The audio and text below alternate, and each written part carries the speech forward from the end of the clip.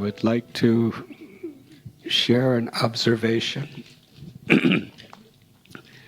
how by our beloved Bhagavan's grace things are synchronized so special, because today we have His Holiness Lokanath Swami Maharaj and also little me. And both of us first met Srila Prabhupada. Both of us were first exposed to the Hare Krishna movement on the same day, in the same time, in the same place.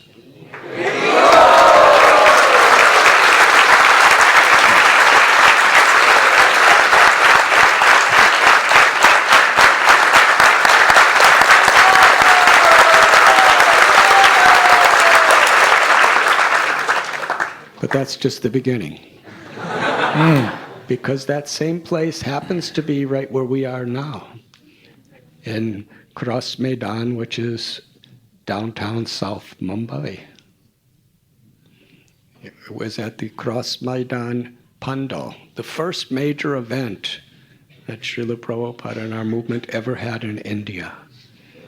And on the first day, His Holiness Lokanath Maharaj and myself were there.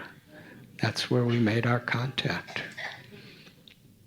And here in this place, among us, the very person who organized that whole event is with us, Shyamsundar. Yeah.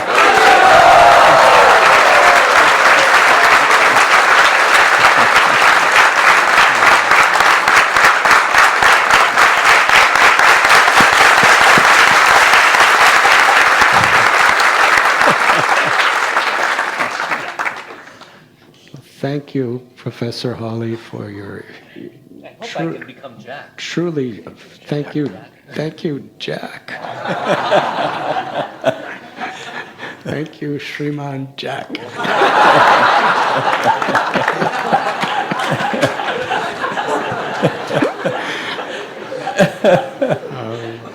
We're very great. We're very grateful for your insightful, very gracious and kind words and your soul-stirring explanations. Thank you very, very much. And now Shyamsundar is going to speak about his new book. Please, no one go away. If you're hungry, let your souls be nourished and filled through the medium of your ears. As Shyamsundar Prabhu speaks.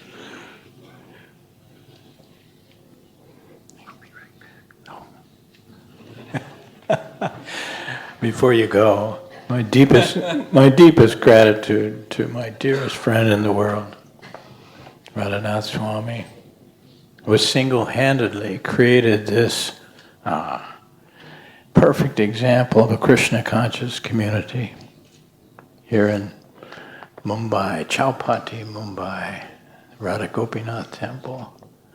Thank you so much, Radhanath, for being my friend for so many decades. Now you can go. Coming right back. I know. I'm not going to hide it, but nature is calling, so.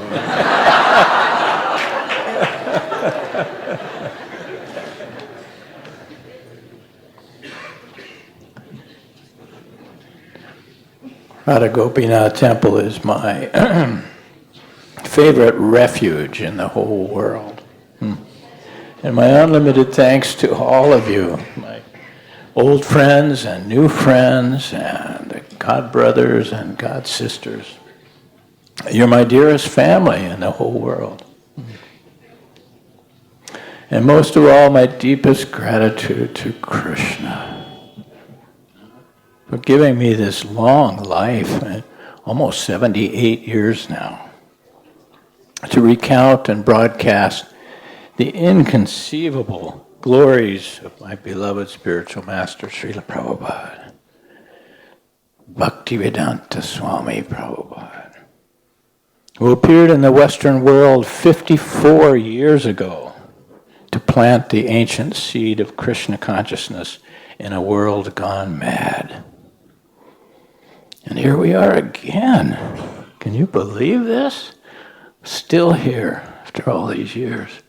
Now, most of you know the story, how it happened, how the Swami captured a few of us, how in such a short time the Krishna conscious culture exploded around the world, especially if you've read Volume 1. How many have you read Volume 1, Chasing Rhinos with the Swami? Not so many. Anyway. But do you know the real story of India?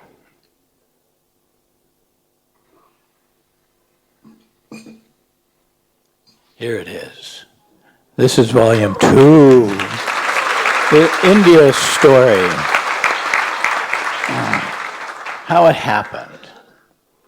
One of my friends says, it is the gospel according to Shyamsundar Das, who was an eyewitness to the rebirth of the Krishna consciousness movement in the land of Krishna's birth. A few months shy of 50 years ago, in October 1970, Srila Prabhupada arrived here in Bombay with 20 of his Western disciples. Now, we didn't know each other. He sent letters to different temples around America and Europe and he gave a list of 20 names. And he said, now all of you meet me here as soon as you can get to Bombay. There was no planning. This was all done by letter. There was a lot of uncertainty involved. We didn't know if Srila Prabhupada would even be in Bombay. We finally got some tickets and got here. The only message that we had, the only purpose that we could see to coming to India was something Prabhupada had been telling us for years. And I'll just read what his message is. Unfortunately, Indian people are so much bewildered that they are giving up their God-conscious culture. They want to imitate the West. My mission was that I shall go to America, and if some of the American boys and girls, younger section, would accept it, then I'll bring them here to show these Indians that how great their culture is. That is my policy. So it's important for you to understand and imagine how this scene was in Bombay in October of 1970. The British had just left India 23 years before we arrived. After 1,500 years of foreign domination, you are a new country. Your government and your economy are struggling to figure out how to manage yourselves, how to survive, how to stabilize in this new global age. 1970 was an experimental time. The lines were shifting: capitalism, communism, nationalism, socialism. There wasn't much global reach yet. In those days, 7.5 rupees equaled $1. But you could get twice that, almost 15 rupees on the black market. There were two economies, parallel economies, in 1970 in India. There were some overseas Indian communities in the former British colonies, and there were some Indian communities in England, but none in America yet. Srila Prabhupada was the first Indian person most of us ever met or even saw. So into this land struggling with a new birth comes one old man. He's 74 years old, and 20 inexperienced foreign youngsters in our 20s. We had one-way tickets. We came on one-way tickets. We had no money in our pockets. We didn't even know where we were going to stay once we got off the plane, or who would greet us, or where Srila Prabhupada was. There were no cell phones. There were no communications. We just arrived in this strange, exotic land. Our idea of India in those days was these guys playing flutes to snakes that came out of baskets. Right? You had that. But it was a magic land, too. Things didn't work here in the normal way of cause and effect. They just, it was all magic. These swamis climbed up on ropes and disappeared into clouds. We didn't even know each other yet, these 20 youngsters. I mean, I knew Gurdas and Jamuna and, of course, my wife Malati, but I didn't know this new person, Giriraj, or this new person, Tamal Krishna, or this person or that. We didn't even know each other. But we had our common father. Huh?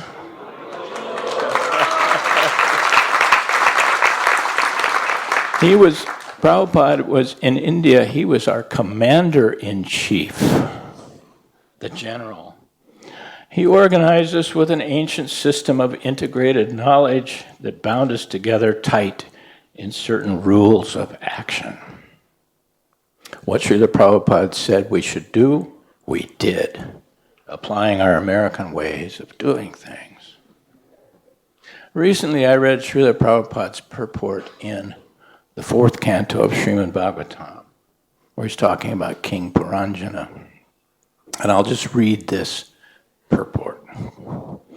A blind man can walk, but not see. And a lame man can walk, a blind man can walk but not see, and a lame man cannot walk but can see. The blind man may take the lame man over his shoulder, and as he walks, the lame man may give him directions. Thus combined, they may walk. But individually, neither the blind man nor the lame man can walk successfully. For the past 2,000 years, India has been subjugated by the rule of foreigners, and the legs of progress have been broken. In the Western countries, the eyes of the people have become blind due to the dazzling glitter of material opulence. The blind man of the Western countries and the lame man of India should combine together in this Krishna consciousness movement. Then the lame man of India can walk with the help of the Westerner, and the blind Westerner can see with the help of the lame man. In short, the material advancement of the Western countries and the spiritual assets of India should combine for the elevation of all human society. So this partnership, the lame man and the blind man, this was and is Srila Prabhupada's mission in India. Against all odds, we were a powerful force. Our little army of Western devotees, with our eyes opened by Vedic knowledge, we went on to accomplish in 2 short years what took huge armies of Moguls and Britishers hundreds of years to accomplish. As Srila Prabhupada raised the flag of Krishna in India, his message stormed across and captured the country. Our first big public meeting, early October 1970, a week after we arrived here, was right here on Chowpatty Beach. The Bharatya Sadhu Samaj. It was a meeting of spiritual leaders from all over India to meet in a pandal program and speak for like 10 days. We were invited, and wouldn't you know it, we took over the show. Nobody could put on a show like we did. And at this Sadhu Samaj, Prabhupada famously said, "Human society is no longer bounded by geographical limits. While I am in India, all my disciples are coming here from different parts of the world. So these, my disciples, practically millions of people in Western countries are chanting Hare Krishna and taking up this, your Indian spiritual culture. Now you have forgotten. You want to be like them, after money and motor cars. In 1,000 years, you cannot have motor cars like they have got. Now they want Krishna. That is all. They want your spiritual treasure house, which you have neglected. This is your wealth. Bhagavad Gita. Why you do not give?" That night after the first Sadhu Samaj meeting, we met with Prabhupada in our apartment, and he gave us the name, the Dancing White Elephants. He told us that in Indian tradition, that if a Maharaj got an English wife, that they called her his dancing white elephant. So he said, "Now you are my dancing white elephants." So we were an immediate citywide sensation. Srila Prabhupada saw the huge response and decided immediately to make Bombay his India headquarters. We hit the streets. We started doing Sankirtan all over Mumbai, the Fort District mostly. Every day it was in the newspapers, headlines, big photos of the devotees doing Sankirtan all over the streets of Bombay. The most famous movie star from those days, Devanand, he came to see us. And so all the film magazines had pictures of Devanand with the devotees on the covers. And this way, quickly, Krishna consciousness started spreading throughout the city. But after 1 week, Srila Prabhupada called us to his room and he said, we will stop this Sankirtan on the streets. He said, in India, if they see you on the streets like this, they will think we are simply beggars. He said, then he introduced what he called the Life Member Program. He said, you spend your time going to the select people of Bombay, the leaders of Bombay, and you make them life members, and then everyone else will follow. He said, the price for life membership in ISKCON will be 1,111 rupees. Now that's about 11,000 rupees today. So it was quite a bit of money. So we were forced to go to the wealthy elite class of the city to make life members. And we did. We hit the streets. We did what Americans do best. We sold things. We did business. We went to the offices of every big man in Bombay, the Birlas, the Tatas, and we kind of figured out a good system for this. We got into pairs. 2 of us would go, 2 men. And the ladies too went. But usually there would be a good guy and a bad guy. I teamed up with a boy named Rishi Kumar from New York City. He was a tough guy. He knew how to bargain. He knew how to make you buy what he had. So we would go into some office, and often if the secretary said, "Oh, he's busy right now," we would just go right on by and into his office. We understood immediately that sadhus have a special kind of entry into things in India. Oh, a sadhu is here? Let him in. And Rishi Kumar was the bad guy. He would pound on the guy's desk and say, "You must become life member." And I was the good guy. I would say, "Please forgive my god brother. He's just doing what his spiritual master has ordered him." So in this way, the top people of Bombay became life members right away. Now we promised them the moon.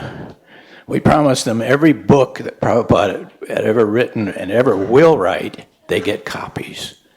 We told them that, and this was Prabhupada's direction. He said, say to them that wherever they go in the world, they can stay in our ISKCON temples free of charge. Well, truth of the matter was we had no books. Other than a few personal copies, there were no books yet in India. And there were maybe 2 temples in the world. And those, the only place you could find to sleep was on the floor. But Srila Prabhupada looked ahead, always looked ahead. And when we arrived here, we expected to see Krishna everywhere. Prabhupada had been telling us all about India, Krishna. But we couldn't find him. Where is Krishna? There wasn't much of Krishna here. Hanuman was there. We saw a few Hanumans. We saw Shiva on calendars. Some of the taxis had a little Ganesh on the dashboard.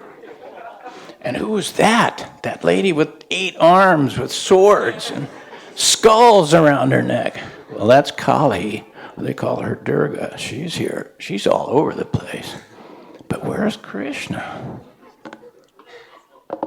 It's kind of important that you understand this, because from your own present experience, from this perspective, because now you're surrounded by Krishna. Now there's Krishna devotees everywhere. Krishna's everywhere. And to really appreciate what Srila Prabhupada has done in your country in just 50 years' time, you have to remember that there was no Krishna here when he came. Like you said, Professor, that Vrindavan was a dusty, small village. Where are the Vaishnavas? We began to look. We saw a couple of Lakshmi Narayan temples were here, but Krishna was not here. Now, Krishna is the most popular god in India. Krishna is everywhere. Krishna Palace Hotel, Krishna Bicycle Shop, Krishna this, Krishna that. And each night, early in the morning, and each night we would gather in Srila Prabhupada's room. We were his little band of children.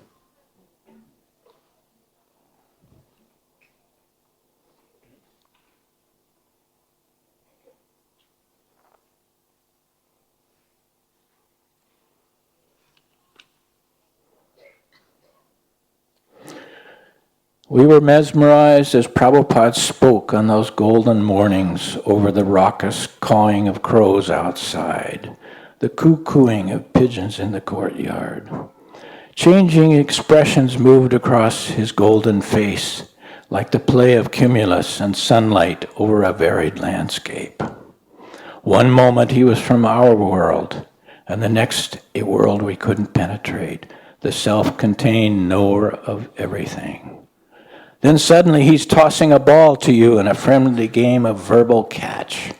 Maybe a fastball to see if you can catch it. He might break from describing Krishna's vast cosmic design to a real concern for your upset stomach.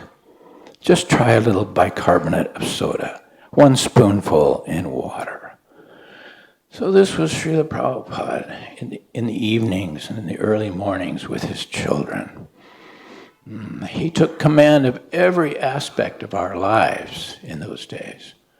From the moment we woke up, he taught us how to eat here. He told us how to act here. He told us what to say here. He taught us everything there was to know about living and doing things in India, how to open bank accounts, from practical knowledge to his giant plan of cosmic nature. And then in the days, we were his little band of pirates, his business team, hitting the streets of this exotic city to make life members.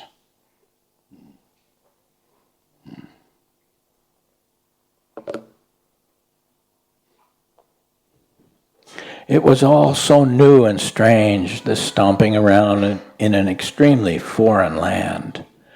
During those early weeks in Bombay, I sometimes asked myself, what are you doing here?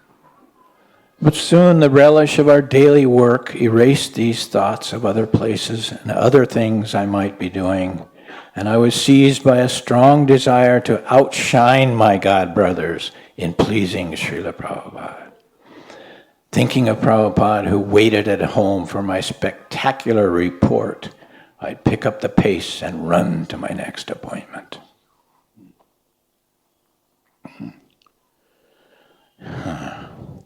So as we gradually became acquainted with Bombay, one of our life members gave me a car. He wanted to give me the driver, but I said, no, I can drive. It was a 1952 Chevrolet Coupe, an American car. I said, no, I'll drive it. And Prabhupada vouched for my driving skills. So suddenly I had a car.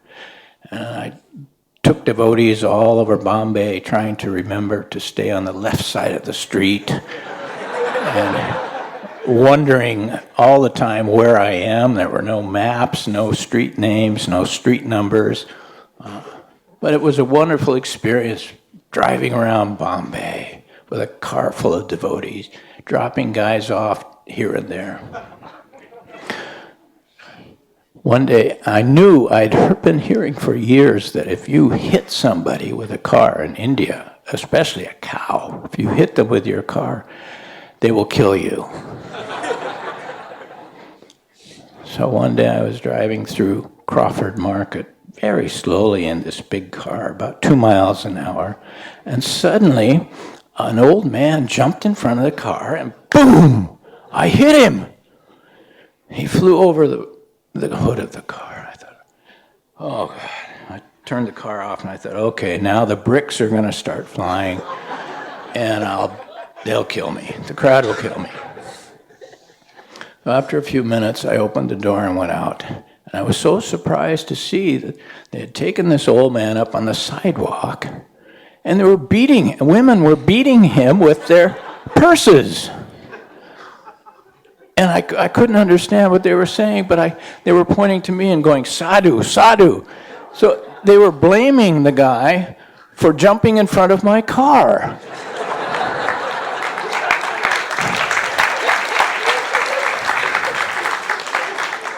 And I thought, this is India. This is India. So I slipped him 10 rupees and the whole crowd went wild. This was our mood. We were total strangers here, but we were pretty good at business. But we had fun. The whole experience was so much fun. Let's read another passage here. I'm talking here about Prabhupada. He quoted Shastra one moment and told a joke the next. Laughter was our constant companion around Prabhupada. joy in this wild adventure of devotional service. Life with Krishna is fun, playful, and full of juice, Prabhupada often told us. And it certainly seemed like the characters and events we were experiencing in India were straight from a cosmic comedy. Nothing is accidental, he said. It is Krishna's play. And to us, it all seemed so funny. So within a short time, the Hare Krishnas became a national sensation. Offers began pouring in. So Prabhupada and several devotees would travel. We went to Amritsar, Indore, Surat. Now these Bombay was the home. It was our home base, but we would travel out in trains to these various cities. And in Surat, we saw something that remained in our understanding of India forever. The whole city of Surat shut down all municipal activities to greet Srila Prabhupada and his foreign disciples. They declared school holidays. They blocked off the main intersection of town so Prabhupada could speak every night for 10 nights. Wherever we went in the city of Surat, thousands of people joined us on kirtan. They lined the balconies above the streets with throwing flowers on us. And they lined the streets across like this with saris, with their saris, women. And they planted their palm trees and palm leaves along the roads. And rice, they threw rice at us wherever we went. Then we started realizing that this was the real India. This was the India that we read about in Srimad Bhagavatam, where a holy man was the center of attention. This was seeing India for the first time. Then we went to, next was Kumbha Mela. Now you all know what Kumbha Mela is. It's the big event every 12 or 16 years in Allahabad, where millions of spiritualists come from all over India. Millions. It's the largest peaceful gathering anywhere on the planet. So we had a pandal there. There were still only 20, 25 devotees, but for 1 month, we paraded through the Kumbha Mela every day on Sankirtan, and huge Sankirtan, and Prabhupada became the most popular sadhu at Kumbha Mela that year.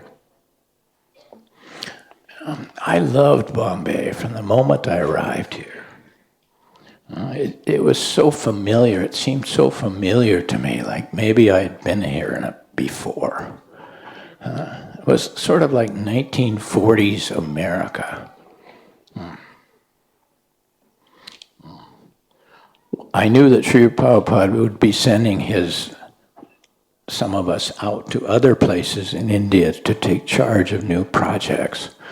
And I'd been hearing stories about Calcutta and Delhi, that these were kind of bedraggled places. So I didn't want to go to those places. So I made an extra special effort to try to please Prabhupada here in Bombay. I made the most life members. I was the most enthusiastic Bombay walla. So I could stay. And at first we stayed in people's homes, a few days here, a few days there. And then a man in Chambur, who had a small Ram temple, a Ram Shvaranam, I think it was called, gave us facilities for about a month, but it was kind of far from Bombay, from the Fort District where most people did business.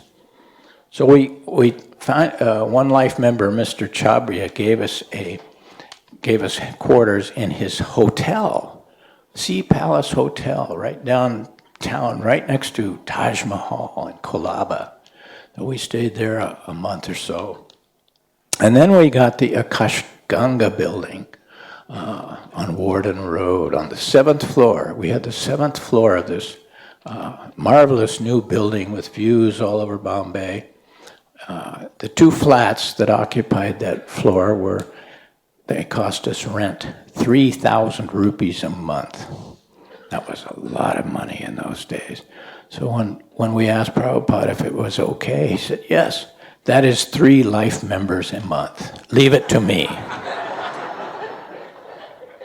And the one thing that we Americans knew how to do was put on a show. We had seen a Pandal program in Cross Maidan, how many people were coming there. So I proposed it to Prabhupada, and he put me in charge. And we, as Radhanath talked about, the Cross Maidan Festival in March 1971. We put on that huge display. In those days, there were no limits on advertising yet in Bombay. So we plastered this town with American-style advertising. A huge balloon that flashed Hare Krishna up in the sky, 200 feet in the air. You could see it all over Bombay. And over 1 million people came to see the show. Prabhupada spoke. From that day on, Prabhupada was a national figure. And at that show also, as Radhanath pointed out, there was a young American boy sitting in the very back of the audience, 20,000 people. And his name was Richard Slavin from Chicago. Prabhupada noticed him and brought him up on stage with us, where he sat every day. He had been looking for gurus all over India, and I think that's when he saw his guru first. Just another note on that, Radhanath has told me that later that he had a picture of this guy in his pocket for months with his leg cocked and playing a flute, kind of blue-colored, but he didn't know who he was for months. And then he saw the Krishna book at the Cross Maidan and realized this is Krishna. So understand that how scarce Krishna was 50 years ago in this country. He didn't even know who this guy was. And there were no Indian devotees yet. For about 6 months, we did all this work here, preaching heavily in Bombay and all over India, and no Indian boys and girls joined us. I'm not sure why. I think most Indian souls were maybe timid, seeing this wild thing going on. But gradually, the first Indian devotee was a boy named, he was a Parsi boy, and Prabhupada initiated him as Mahamsadas. This was 6 months after we had come. And then also at the Cross Maidan, there was a young Indian student named Raghunath Patil. Did I say that right?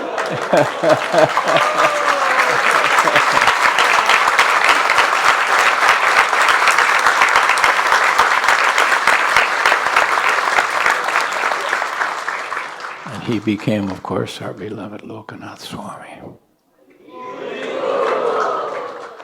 So Prabhupada began to send his disciples out all across India to take charge of certain, starting new temples. He sent Gurudas and Jamuna to Delhi and Vrindavan. He sent Giriraj and Gopal to Madras and others to Calcutta. And I was so happy that I didn't have to go to those places. I got to stay in Bombay. And then in June 1971, best thing that ever happened to me in my entire life, Srila Prabhupada appointed me as his personal secretary. And the first thing we did is June 1971. Prabhupada had been in India for 8 months. And all his seeds were sown now in Indian soil. And he felt that he could leave to attend his worldwide movement and let the seeds grow here for a while. He'll be back. The first place we went was Moscow, Russia. Again, it's hard for people nowadays to understand what the world was like 50 years ago, but it was basically divided into two camps, capitalism and communism. And there was an iron curtain through them, down the middle, separating them. You couldn't go to Russia. It was impossible. It was a police state. But Prabhupada had been saying he wanted to go to Russia for years. He said they're the most materially disadvantaged people in the world. They want Krishna, they need Krishna, and they must have Krishna. And somehow or other I got a visa here in Bombay, and we went to Moscow. Many of you know the story, what happened. We only had 5 days there. I call that 5 days in my book, 5 days that changed the world. Because it was the most extreme example of Srila Prabhupada's mystic power. We arrived there with no friends, nothing to do, no program. We had 5 days in a hotel and tickets out of there, and that was it. We had no plan. The first day we arrived in Moscow, we sat in Prabhupada's room in the hotel, and I think it was on the 4th floor. And it was a Sunday, and all afternoon there was a parade going by his window, a military parade. Thousands of goose-stepping soldiers and artilleries and tanks and these giant rockets longer than this room parading by. And Prabhupada sat in his window and just watched this for about an hour.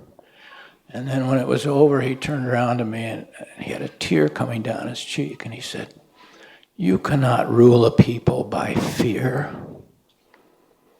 He said, "Within 20 years, all of this will be gone." That was 1971.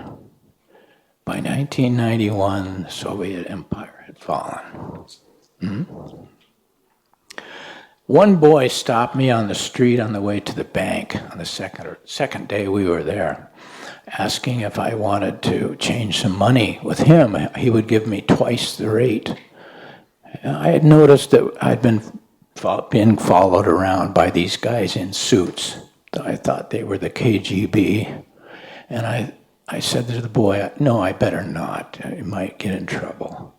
He said, "Well, do you have any jeans?" I said, "No, I'm in dhoti and shaved head. I don't have any." He said, "Well, do you have any Beatles records?" I said, "No, but the spiritual master to the Beatles is up in that hotel room. Do you want to meet him?" So that began.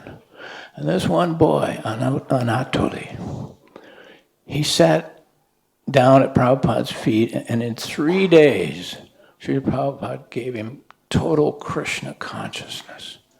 Just delivered. It was the most powerful exhibition of Prabhupada's mystic powers that I ever observed.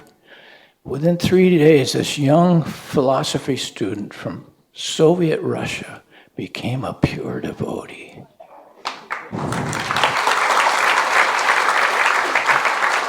He learned how to cook. He learned all the prayers.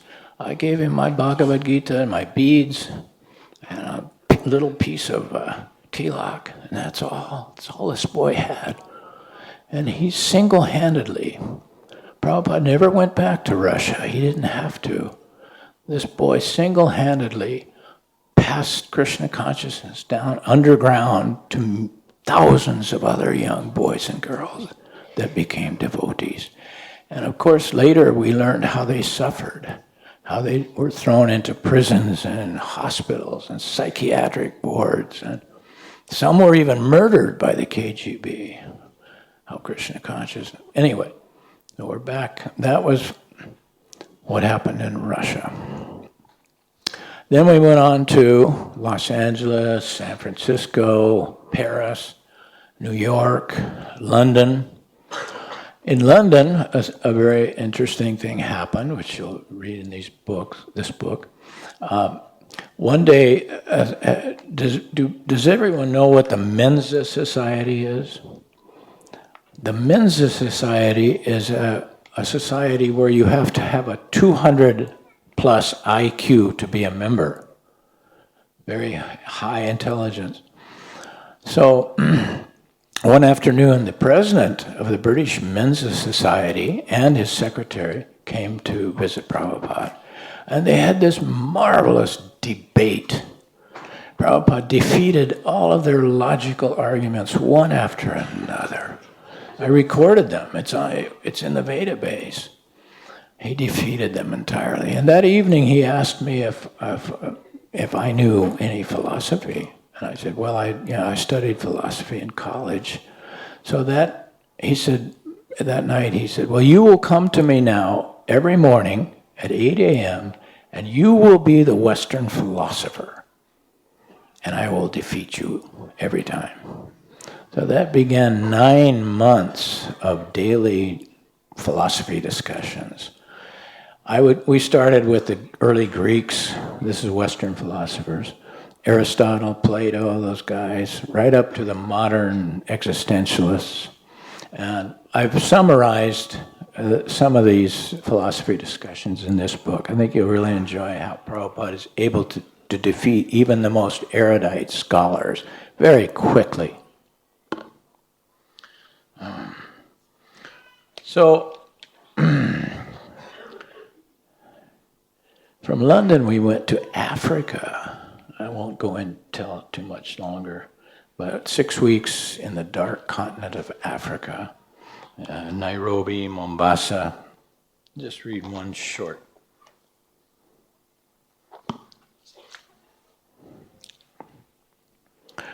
This is on the way from Africa back to India. We are exhausted, but I can't sleep on the plane to Bombay, thinking about the last 6 weeks in Africa. How cool it is to see Prabhupada in action in a totally unknown environment. He is the pragmatic master of sudden chance, always finding fine balance between risk and impossibility. He knows what to do in every situation. I'm spellbound by his physical beauty, whether he's just awakened with heavy eyelids and a little gray stubble on his chin, or dressed to the nines for TV. I'm in love with his words as he takes on a BBC moderator or Thomas Aquinas. Prabhupada's actions are perfect. He is at once the charming diplomat to the court of the Black King, the mighty corporate manager in horn-rimmed glasses firing memos to his 50 branches. He is the great sage mounting the dice to bring us wisdom. Prabhupada is at once a simple man. Just bring one glass of water. And a game master thinking 4 moves ahead. He is inscrutable, complex, and also the modest maiden dressing for the ball. Shall I wear cotton tonight, Shyamsundar, or silk?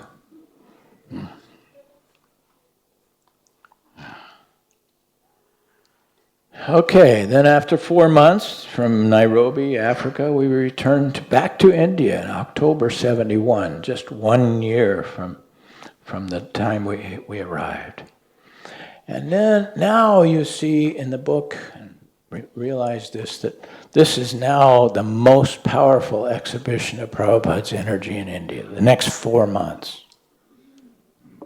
The next 6 months, over the next 6 months, from October 71 to March 72.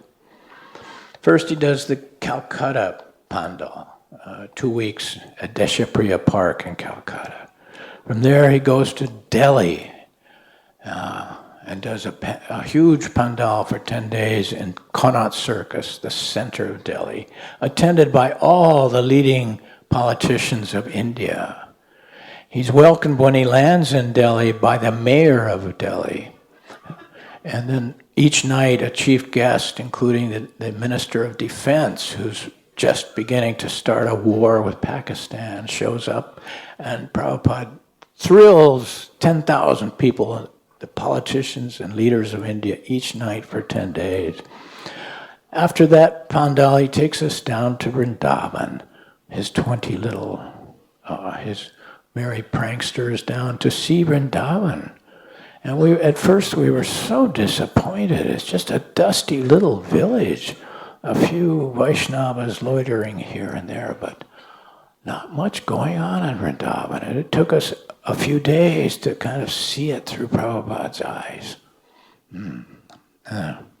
Now see what Vrindavan has become. And then back to Bombay. Srila Prabhupada negotiates with a man named Mr. A.B. Nair, who has a property in Juhu, about 4 or 5 acres, prime land. And I'll just read a little passage about that.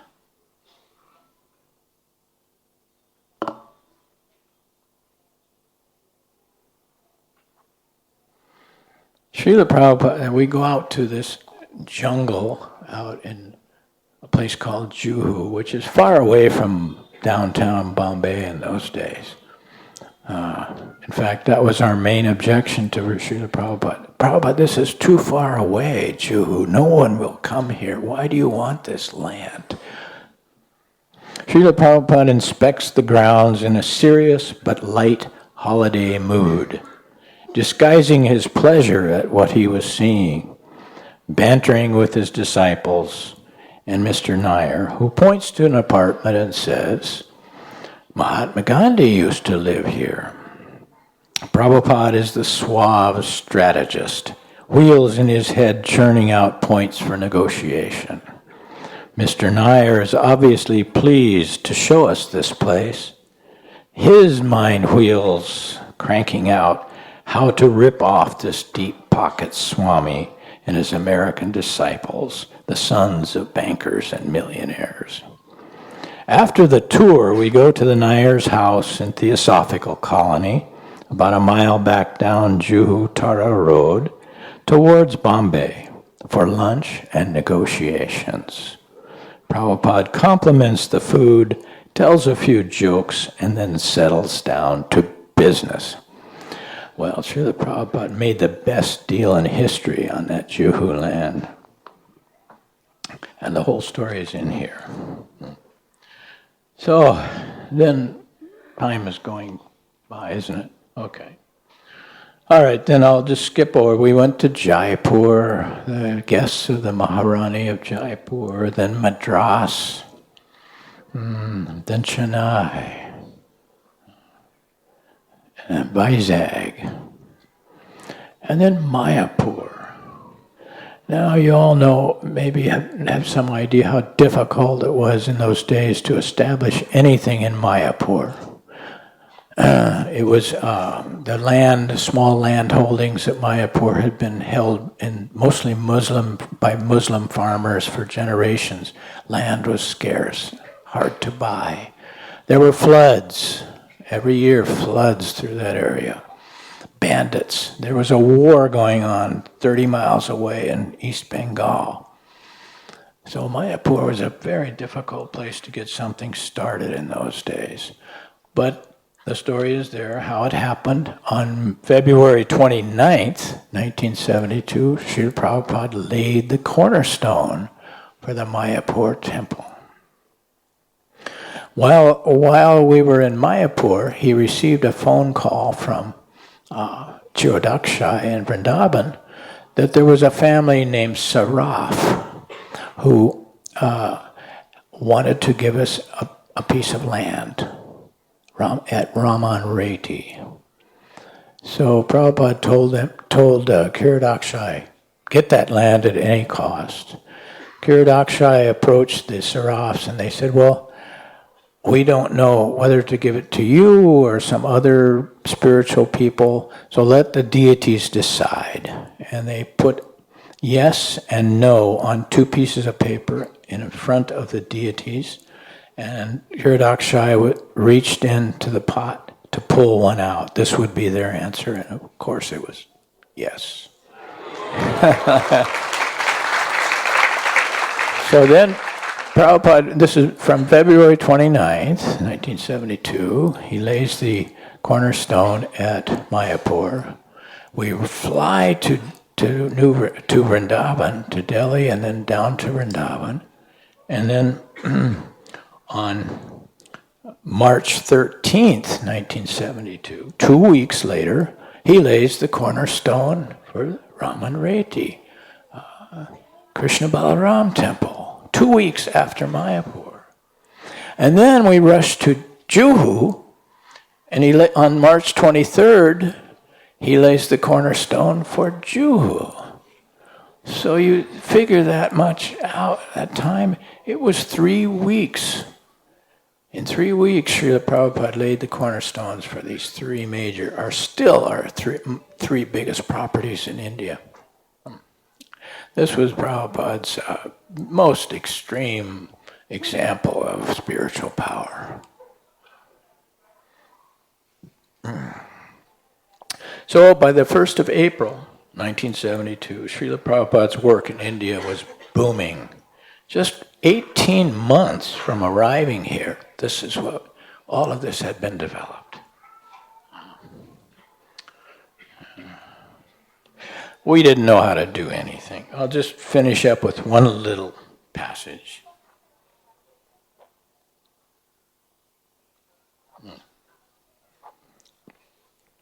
In less than 1 month, Srila Prabhupada has done the impossible. He's laid the cornerstones for his main 3 temples in India, despite all odds. Naxalite bandits, floods, cold, heat, lack of money, envious opponents, unsupportive godbrothers, caste Goswamis, a communist-leaning central government under martial law with strict rationing of construction materials, our shaky legal standing, and a handful of young but worn-out devotees. The lands we have acquired are so old, with so many contending proprietors, and so large and in such vital locations. To even think of owning these properties is almost surreal. We are recent arrivals on Indian soil, with very little organization or social standing. And yet, despite these obstacles, Prabhupada's unrelenting desire to please Krishna has somehow prevailed. He did it. Seeing all this from the inside, typing his letters, making phone calls, huddled with him in late-night strategy sessions, I am in awe. This is Superman beyond anything yet, and he is just getting started. So on April 1st, then we leave India, after he's laid these 3 cornerstones, and we go on to Australia, New Zealand, Hong Kong, Japan, Hawaii, Los Angeles. These are all stories in the book, but we'll finish off here. There's more. This is the India story, and there'll be more India story in volume 3, which I hope to have here next year. So, yeah.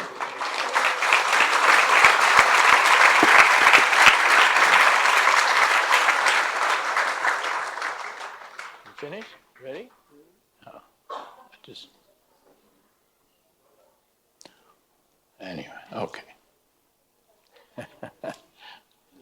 But this is my book.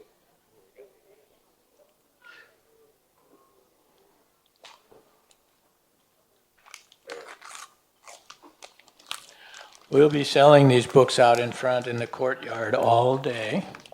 Special festival price.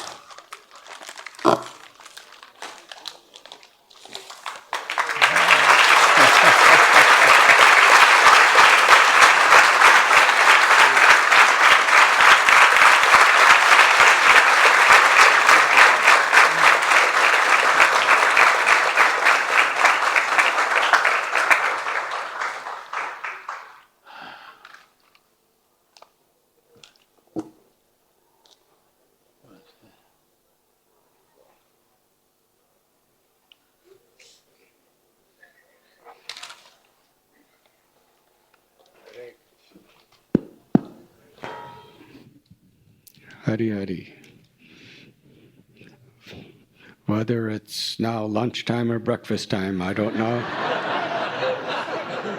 But you may all take prasad. And whatever method there is to receive Sriman Jack Hawley's book, please try to get. We think it may be here, actually. There, an Oxford person should have arrived at 9 this morning. Really? So there may be some. Nahito, you could go to Kitab Khana, where there are quite a number. You've been speaking about them. Please.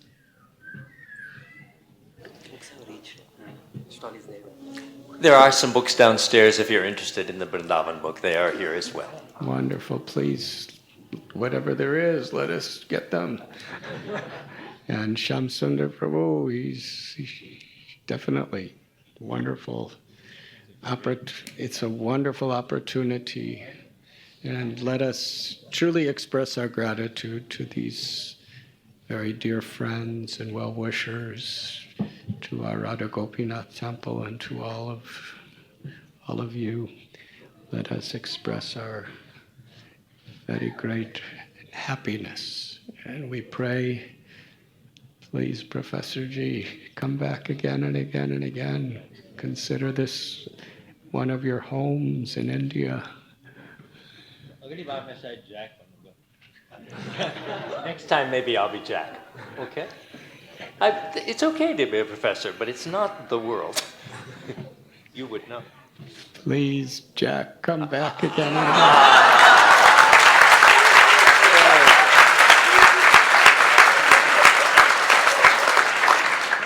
We pray, Jack, that you come back.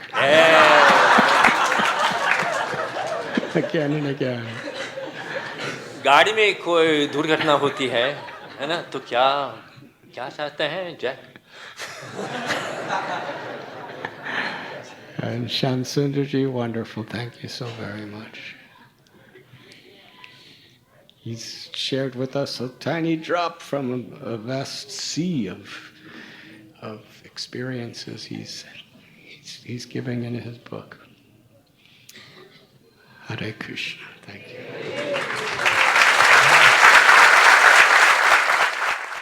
RG Media YouTube channel. Like, share, subscribe.